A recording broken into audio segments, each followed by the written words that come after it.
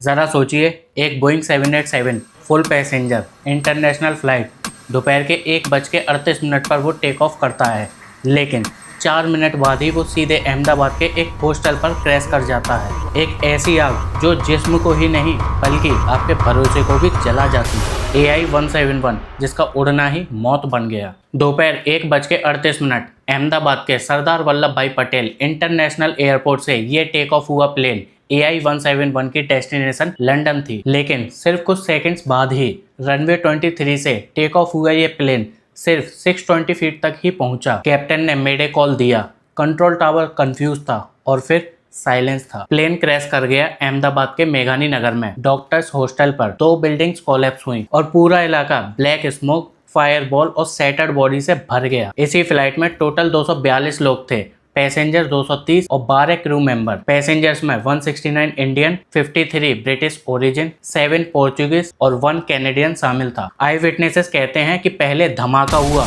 और फिर चीखें ही सुनाई दी। प्लेन का आधा हिस्सा बिल्डिंग के अंदर घुस गया था। फायर ब्रिगेड भी कंफ्यूज हो गई थी कि पहले रेस्क्यू कहां से शुरू करें। जहां तक भी नजर जा रही थी वहां पर जली हुई बॉडीज, लगेज के टुकड़े और साइलेंस था। अभी तक 30 से 35 बॉडीज रिकवर की जा चुकी हैं और अभी भी बहुत से लोग हॉस्टल के मलबे में दबे हुए हैं। तुरंत ही 6 NDRF टीम बुलाई गई और 90+ ट्रेंड रेस्पॉन्डर्स भी थे। BSF और फायर ब्रिगेड ने ग्रीन कॉरिडोर बनाए और एम्बुलेंस सिटी हॉस्पिटल्स तक भागी। प्रॉब्लम यहाँ थी कि फायर इतनी ज्यादा इंटेंस थी कि वहां तक कूलिंग ऑपरेशन के बाद ही जाया जा सकता था। एक फायरमैन का हाथ जला, एक NDRF जवान बीम के नीचे आ गया और ये रेस्क्यू ऑपरेशन खुद जानलेवा बन गया। इसी के साथ एयरपोर्ट को तुरंत बंद किया गया, इमरजेंसी डिक्लेयर की गई और PMO तक ये सभी अपडेट्स पहुंचाए गए। फ्लाइट के पायलट इन कमांड थे कैप्टन सुमित सबरवाल जो 8200 फ्लाई आवर्स के वेटरन पायलट थे। को पायलट राजीव आहूजा। क्रू में 4 एयर होस्टेस थी, 1 पर्सर एंड 5 कैबिन असिस्टेंट्स थे। सभी के रूटीन चेक पास हुए थे। फ्लाइट परफेक्टली शेड्यूल थी और प्लेन ओवरबुक्ड भी नहीं था। पैसेंजर मैनिफेस्ट में कुछ हाई प्रोफाइल NRI बिजनेसमैन थे जिनके नाम अभी तक ऑफिशियली कंफर्म नहीं किए गए। इसी प्लेन क्रैश में गुजरात के former chief minister Vijay Rupani भी मौजूद थे जो अपनी बेटी से लंदन मिलने जा रहे थे। उनका बोर्डिंग पास भी सामने आया है जो कंफर्म करता है कि वो उस समय इस प्लेन में मौजूद थे। AI-171 एक बोइंग 787 ड्रीमलाइनर था।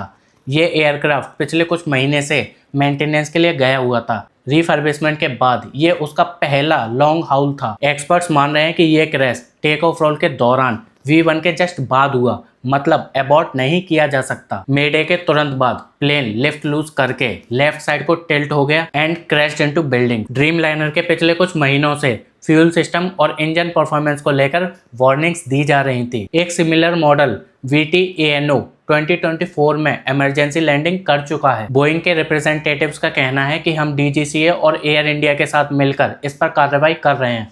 अगर कोई भी फॉल्ट निकलता है तो हम उसकी पूरी रेस्पॉन्सिबिलिटी लेते हैं। और आपको बता दूं, इसका ब्लैक बॉक्स भी मिल चुका है जिस पर एनालिसिस चल रहा है और ये सभी अपडेट्स PMO तक डायरेक्ट पहुंचाए जा रहे हैं। और होम मिनिस्टर अमित शाह ने गुजरात के CM से बात की और मॉनिटरिंग शुरू करवाई। एयर इंडिया ने तुरंत ही इमरजेंसी हेल्पलाइन शुरू की और टाटा ग्रुप ने इन सभी फैमिलीज को रीच करने के लिए क्राइसिस सेंटर एक्टिवेट किए। DGCA और बोइंग का जॉइंटली ऑडिट शुरू हो चुका है और सवाल भी उठ रहे हैं कि क्या सच में ड्रीमलाइनर सेफ था। हर क्रैश के बाद सिर्फ इंक्वायरी नहीं होती, सवाल भी उठते हैं कि क्या सच में हम सभी सेफ हैं, हम जिस प्लेन में बैठ रहे हैं। टेक्नोलॉजी, ऑटो पायलट, 11 साल पुराना एयरक्राफ्ट, ट्रेंड क्रू मेंबर और फिर भी 4 मिनट के बाद सब खत्म। इस क्रैश ने सिर्फ प्लेन को ही नहीं 240 फैमिलीज को भी तबाह किया है। एक माँ जो अपने बेटे से लंदन मिलने जा रही थी, एक NRI कपल जो वेकेशन के लिए जा रहा था, एक पायलट जिसे एविएशन एकेडमी में सेफेस्ट फ्लायर कहा गया, सब कुछ सिर्फ एक आग की लपेट में चला गया। इस पूरे इंसिडेंट में आपका क्या ओपिनियन है, कमेंट करके जरूर बताएं। अगर आपको ये वीडियो इन्फॉर्मेटिव और अच्छी लगी हो तो वीडियो को लाइक, शेयर